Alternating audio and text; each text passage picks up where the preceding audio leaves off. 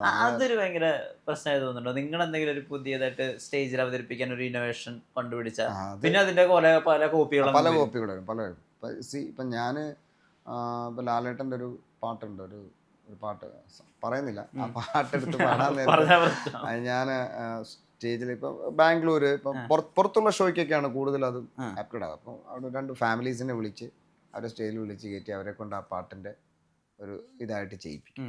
അപ്പോൾ ചെയ്യിക്കുന്നതിന് മുമ്പ് നമ്മൾ ആ ലാലേട്ടൻ വന്ന ആ കാലഘട്ടത്തിലുള്ള നമ്മളെ മനസ്സിൽ പതിഞ്ഞിട്ടുള്ള ഇപ്പം കുറേ പാട്ടുകളുണ്ടല്ലോ. ഇപ്പം മിന്നാരത്തിലെ കിന്നാരം ചിരിച്ച് അങ്ങനെയുള്ള കുറേ പാട്ടുകൾ നമ്മൾ പാടിയതിന് ശേഷമാണ് ഇവരെ ഇതിലേക്ക്, അപ്പോൾ ഇവരെ നമ്മൾ അതിലേക്ക് അങ്ങനെ അതിലേക്ക് അങ്ങ് കയറ്റുകയാണ്. അപ്പം അവരും ഇത് ചെയ്യണം എന്നുള്ള ഇതിൽ. എന്നിട്ട് പിന്നെ നമ്മൾ നേരെ പിന്നെ അടുത്ത പാട്ടിലേക്ക് കിടക്കും. ആ പാട്ട് പിന്നെ ഗംഭീരമായിട്ട് അവർ പെർഫോമൻസ് ചെയ്യും. അവർക്ക് ആർക്കെങ്കിലും ഒരാൾക്ക് നമ്മൾ പ്രൈസും കൊടുക്കും. അപ്പം ചെയ്തു കഴിയുമ്പോഴത്തേക്ക് അത് അവർക്ക് ഭയങ്കര ഒരു സന്തോഷമായിരിക്കും. കാരണം ഷോ എന്ന് പറയുന്നത് ഇപ്പം ചെസ് നമ്പർ 1, ചെസ് നമ്പർ 2 അതൊക്കെ പണ്ടത്തെ ആയിരുന്നു. ഇപ്പം നമ്മൾ കുറച്ച് ലൈവായിട്ട് നമ്മൾ ചെയ്താൽ മാത്രമാണ് അവർക്കും നമ്മുടെ ഷോ കഴിഞ്ഞ ആൾക്കാർ വീട്ടിൽ ചെല്ലുമ്പോൾ നമ്മളെക്കുറിച്ച് അവരിങ്ങനെ പറഞ്ഞുകൊണ്ടിരിക്കണം. പാട്ടിനെക്കുറിച്ചും നമ്മളെക്കുറിച്ചും ഒക്കെ അവർ പറയണം. അതാണ് ഇപ്പോഴത്തെ ഒരു ഷോയുടെ ഇത്. അപ്പം അത് ഞാൻ ചെയ്ത് കഴിഞ്ഞപ്പോഴത്തേക്ക് അത് പല രീതിയിൽ ഞാൻ പല സ്ഥലത്തും കാണാൻ തുടങ്ങി. പിന്നെ ഞാൻ അതുപോലെ തന്നെ പാട്ട് പാടിപ്പിക്കും. അതും പല രീതിയിൽ പഠിപ്പിക്കുന്ന കണ്ടിട്ടുണ്ട്. നമ്മുടെ കൂട്ടത്തിലുള്ളവരൊക്കെ തന്നെ നമ്മളിത് ചെയ്യുന്ന കണ്ട് വേറെ രീതിയിൽ ഒക്കെ അങ്ങനെ ചെയ്യുന്നത് കണ്ടിട്ടുണ്ട്. അതൊക്കെ പിന്നെ പണ്ട് മുതലേ ഇറങ്ങിയതാണ്, ഞാനൊന്നും അല്ല തുടങ്ങിയത്. എങ്കിൽ പോലും നമ്മൾ ചെയ്യുന്ന അതേ സ്റ്റൈലിൽ ചെയ്യുമ്പം നമുക്കത് മനസ്സിലാവും. ഞാൻ മാത്രം ഇത് പണ്ട് മുതലേ ഉള്ളതല്ലേ, പാട്ടൊക്കെ എന്ന് മുതലേ ഉള്ളതാണ്. ആളുകൾ പണ്ടും പാടിപ്പിക്കുന്നുണ്ട്, ഇപ്പോഴും പാടിപ്പിക്കുന്നുണ്ട്. പക്ഷെ നമ്മൾ ചെയ്യുന്ന ഒരു സ്റ്റൈല് നമ്മൾ ചെയ്യുമ്പം അതേ സ്റ്റൈല് തന്നെ പിന്തുടർന്ന് ചെയ്യുമ്പം നമുക്കത് മനസ്സിലാവും സംഭവം അത് തന്നെയാണെന്നുള്ള കാര്യം. എനിവേ, പക്ഷേ കുഴപ്പമില്ല, നമുക്ക് എന്തെങ്കിലും ആ സമയത്ത് പെട്ടെന്ന് വരും, വേറൊരു സാധനം വരും. അപ്പോൾ നമ്മളത് ചെയ്യാറുണ്ട്. എങ്ങനെയാണ് ഓരോ പാട്ടിനും എന്തെങ്കിലുമൊക്കെ ഒരു സാധനം നമ്മൾ കൊടുക്കും. അത് കൊടുക്കുന്ന എപ്പോഴും നന്നായിരിക്കും. മായാമയൂരം പാടുന്ന സമയത്ത് ആ സമയത്ത് മാനസികമായിട്ട് ഒരുപാട് സംഘർഷങ്ങളിലൂടെ കടന്നു പോകുന്നതൊക്കെ അന്ന് വാർത്തകളുണ്ടായിരുന്നു. ഐ മീൻ ഹിന്ദു ഒക്കെ അങ്ങനെ റിപ്പോർട്ട് ചെയ്തിരുന്നു. ശരിക്കും എന്തായിരുന്നു? പക്ഷെ നന്നായി പാടുകയും ചെയ്തു. മാനസികമായിട്ടുള്ള സംഘർഷം എന്ന് പറയുന്നത് വെച്ചാൽ ഞാൻ നേരത്തെ പറഞ്ഞല്ലോ, ഞങ്ങളുടെ ഒരു തൊട്ടിൽപ്പാലം എന്ന് പറഞ്ഞൊരു ഗ്രാമം, അവിടെ നിന്ന് അങ്ങനെ ഒന്നും ഒരു വലിയൊരു ഒരു ഗായകമായിട്ടുള്ള കലാപരമായിട്ടോ ഇതായിട്ടോ ഒന്നും അന്നത്തെ സമയത്ത് അങ്ങനെ ആരും അങ്ങനെ കയറി വന്നിട്ടില്ല. മുഖ്യധാരയിലേക്ക് ആരും വന്നിട്ടില്ല. അപ്പോൾ എന്നെ സംബന്ധിച്ച് എൻ്റെ ഒരു ഡെസ്റ്റിനി എന്ന് പറയുന്നത് അതാണെങ്കിൽ പോലും നമുക്ക് കൂടുതലൊക്കെ നമ്മൾ പോയേക്കുന്ന മാക്സിമം കോഴിക്കോട് ആ ഒരു ചുറ്റാവട്ടത്തിലുള്ള പരിപാടികളായിരുന്നു കംപ്ലീറ്റ്. അത് വിട്ടിട്ട് നമ്മളൊരു വലിയൊരു ഏഷ്യാനെറ്റ് പോലത്തെ വലിയൊരു ചാനലിലേക്ക് നമുക്ക് സെലക്ട് കിട്ടുകയും നമ്മളതിൽ വരികയൊക്കെ ചെയ്തപ്പോഴത്തേക്കും എനിക്ക് ആദ്യ സമയത്ത് ഭയങ്കര പേടിയായിരുന്നു. എന്നിട്ട് പേടിയായിട്ട് ഞാൻ എൻ്റെ നാട്ടിലുള്ള എൻ്റെ ഒരു കൂട്ടുകാരൻ സുമിത്ത് എന്ന് പറഞ്ഞ ഞാൻ അവനെ കൂട്ടിക്കൊണ്ട് വന്നു. എൻ്റെ കൂട്ടത്തിൽ താമസിച്ചിട്ടപ്പം ഞാൻ ഏഷ്യാനെറ്റ് അവരുമായിട്ട് സംസാരിച്ചപ്പോൾ അവർ പറഞ്ഞു, ജോബി മാത്രം നിൽക്കി, എന്നാലും നമുക്ക് റൂംസിൻ്റെ കാര്യങ്ങളൊക്കെ ഉണ്ടല്ലോ. ഞാൻ പറഞ്ഞു എനിക്ക് ഇച്ചിരി പേടിയാണ്, ഇച്ചിരി ഫിയറാണ്. അപ്പോൾ കൂട്ടത്തിൽ 2 ദിവസം കഴിഞ്ഞിട്ട് പുള്ളി പോകുമെന്ന് പറഞ്ഞു. അപ്പോൾ 2-3 ദിവസം കഴിഞ്ഞിട്ട് പുള്ളി ഓരോ ദിവസം ചെല്ലും തോറും പുള്ളി ഞാൻ പൊക്കോട്ടെ എന്ന് ചോദിക്കും, പോലടാ എനിക്ക് പേടിയാടാ എന്ന് പറഞ്ഞു. അങ്ങനെ പുള്ളിയെ വിടാതെ നമ്മൾ പിടിച്ചു നിർത്തി. അതിനുശേഷം പിന്നെ ലാസ്റ്റ് എൻ്റെ ഒരു ചേട്ടൻ വന്നു കഴിഞ്ഞപ്പോഴാണ് പുള്ളി നാട്ടിലേക്ക് പോയത്. ചേട്ടൻ്റെ അടുത്ത് വന്നു കഴിഞ്ഞിട്ട് ചേട്ടൻ്റെ അടുത്ത് ഞാൻ പറഞ്ഞു, ഇങ്ങനെ ചേട്ടാ എനിക്ക് പേടിയാണ്. ചേട്ടൻ വന്ന ദിവസം ഷൂട്ട് നടക്കുക, എനിക്ക് ഫസ്റ്റ് പാട്ട് പാടാൻ നേരത്തെ എൻ്റെ കൈയും കാലും പറിച്ചിട്ട് നിൽക്കത്തില്ല. പിന്നെ പുള്ളി ചെവിയിൽ നല്ലൊരു മന്ത്രം അങ്ങനെ ഒരു പറഞ്ഞപ്പോഴത്തേക്കും പിന്നെ ഞാൻ പിന്നെ നേരെ കയറി പാട്ടങ്ങ് പാടുമായിരുന്നു. എനിക്കറിയില്ല എങ്ങനെ, പക്ഷേ വളരെ ഭംഗിയായിട്ട് എനിക്ക് ഒരു ഫസ്റ്റ് ഇമ്പ്രഷൻ ആണല്ലോ, അത് ഏറ്റവും ബെസ്റ്റായിട്ട് കൊടുക്കാൻ എനിക്ക് പറ്റി. അവിടെയായിരുന്നു നമ്മുടെ തുടക്കവും. ഞാനാണ് എനിക്ക് തോന്നുന്ന ഒരു 10,000-15,000 എൻട്രി ഫോം ഉണ്ടായിരുന്നു. അതുപോലെ തന്നെ അത്രയും ആളുകളുടെ അടുത്തുനിന്നാണ് ഈ സ്റ്റാർ സിംഗറിൻ്റെ അകത്തുനിന്നുള്ള ആളുകളെ സെലക്ട് ചെയ്തത് അവർ. ഞാൻ ഫസ്റ്റ് ടൈമാണ്, എനിക്ക് ഫസ്റ്റ് ടൈമിൽ തന്നെ സെലക്ഷൻ കിട്ടുകയും ചെയ്തു. ഞാൻ അതിൽ 50ാമത്തെ ആളായിട്ടാണ് പാടുന്നത്. ഏറ്റവും അവസാനത്തെ ആളാണ് ഞാൻ മായാമയൂരം പാടിയത്. അത് കഴിഞ്ഞിട്ട് പിന്നെ അടുത്ത റൗണ്ടിൽ ആദ്യത്തെ റൗണ്ടിൽ വന്ന് പാടുകയും ചെയ്തു.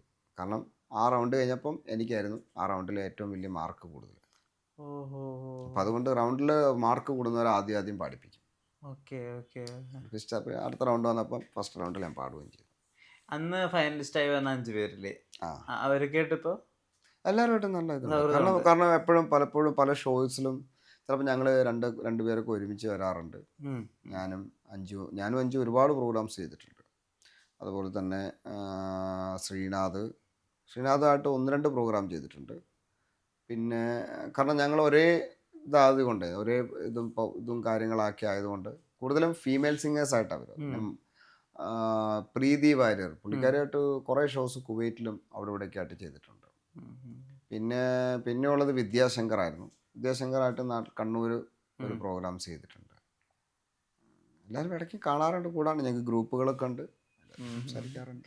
ഇപ്പൊ ശ്രീനാഥ് മ്യൂസിക് ഡയറക്ടറായി മാറി. അതെ അതെ. അഞ്ജു അവരുടെ ഓൺ ബാൻഡ് അങ്ങനത്തെ Band കാര്യങ്ങളൊക്കെ ആയിട്ട് പോയി. ഈ വിദ്യാശങ്കറും പ്രീതിയും ഒക്കെ ഇപ്പൊ എന്ത് ചെയ്യുന്നു? അവരൊക്കെ ഈ മ്യൂസിക് ഇൻഡസ്ട്രി തന്നെ ഉണ്ട്. അവരെല്ലാം അവരുടെ ഓൺ ജേണീസിലുണ്ട്. ഓരോ ആയിട്ടുണ്ട്. വിദ്യാശങ്കർ വേറെ എന്തോ റേഡിയോ അങ്ങനെ എന്തോ പുള്ളി ഓൾറെഡി ഒരു ബാങ്ക് മാനേജറും അങ്ങനെയൊക്കെ ആയിരുന്നു പുള്ളിക്കാരൻ. പിന്നെ അതിൻ്റെ കൂടുതൽ പാട്ടൊക്കെ ആയിട്ട് അങ്ങനെ പോകുന്നുണ്ടെന്നാണ് ഞാൻ അറിഞ്ഞത്. പ്രീതിയും അതുപോലെ തന്നെ ബോംബെയിലാണ് പുള്ളിക്കാരൻ. റീറ്റെയിൽ ഇൻഡസ്ട്രിയിലൊക്കെ MBA ഒക്കെ കഴിഞ്ഞിട്ടല്ലേ ഇങ്ങോട്ടേക്ക് വരുന്നത്? അവരൊക്കെ ആ ഒരു ഹ്യൂമൻ വർക്കും പ്ലസ് ഇതുമായിട്ടാണ് അവർ അന്നും അങ്ങനെ തന്നെയായിരുന്നു. ഫുൾ ടൈം ആയിട്ട് മ്യൂസിക്കായിട്ടാണ് നടന്നിട്ടുള്ളത്. എനിക്ക് തോന്നുന്നു ഞാൻ ശ്രീനാഥും അങ്ങനെയുള്ളവരൊക്കെ ഉണ്ട്. നമ്മളെപ്പോഴും അവർ തന്നെ ഉണ്ട് ഇപ്പോഴും.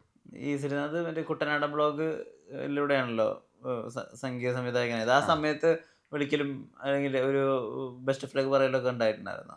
പിന്നെ എല്ലാവരും അങ്ങോട്ടും ഇങ്ങോട്ടും വിളിക്കലും പറയലും എല്ലാവരും ഒക്കെ ഉണ്ട്. പിന്നെ നമ്മൾ ഓരോരുത്തരോ തിരക്കും കാര്യങ്ങളൊക്കെ ആയിട്ട് അങ്ങനെ പോകുമ്പം അങ്ങനെ ഇതായിട്ടിരിക്കും.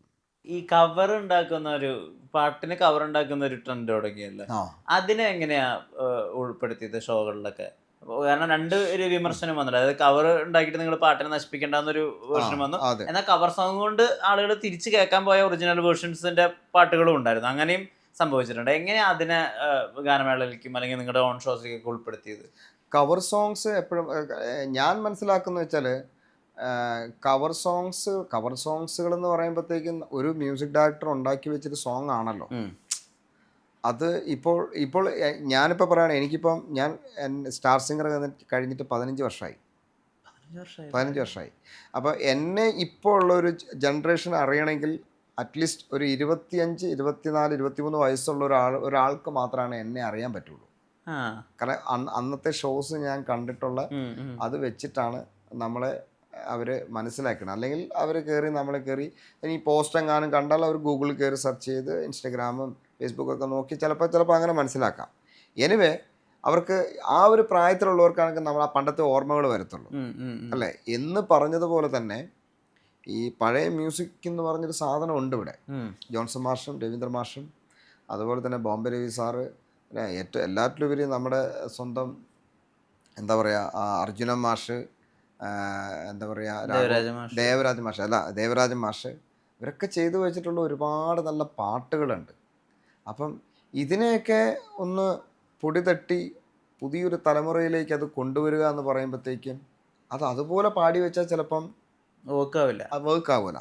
അപ്പം ഇപ്പോഴത്തെ മ്യൂസിക്കിനനുസരിച്ച് ആ പാട്ടിനെ കൊല്ലാതെ, അങ്ങനെ തന്നെ പറയുകയാണ്, ആ പാട്ടിനെ കൊല്ലാതെ എന്താണോ ചെയ്തു വെച്ചെങ്കിൽ അതിന് കുറച്ചൊരു പൊടിപ്പും തൊങ്ങലൊക്കെ വരുത്തി അത് നല്ല രീതിയിൽ അത് പ്രസൻറ്റ് ചെയ്യുകയാണെങ്കിൽ നന്നായിരിക്കും എന്ന് തന്നെയാണ് എൻ്റെ അഭിപ്രായം.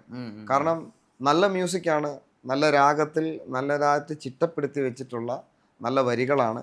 അത് നല്ല രീതിയിൽ ഒരു പ്രസൻ്റലി ഒരു മ്യൂസിക്കിൽ നമ്മളത് ഇംപ്ലിമെൻറ്റ് ചെയ്യുമ്പോൾ നല്ല ഭംഗിയുണ്ടാകും, നല്ല രസമുണ്ടാകും എന്ന് തന്നെ വിശ്വസിക്കുന്ന ഒരാളാണ്. അതുകൊണ്ട് തന്നെ ഞാനും അത് ചെയ്യാറുണ്ട്. ഒരിക്കലും പാട്ടിനെ കൊല്ലുന്ന രീതിയിൽ നമ്മൾ ചെയ്യാറില്ല. നമ്മളതിനെ എപ്പോഴും എന്താണോ പാടി വെച്ചത് അത് തന്നെ പാടി കുറച്ച് ഫീലൊക്കെ കൊടുത്ത് താളത്തിൻ്റെ സ്പീഡൊക്കെ ഒന്ന് കുറച്ച് നമ്മളത് ചെയ്യാറുണ്ട്.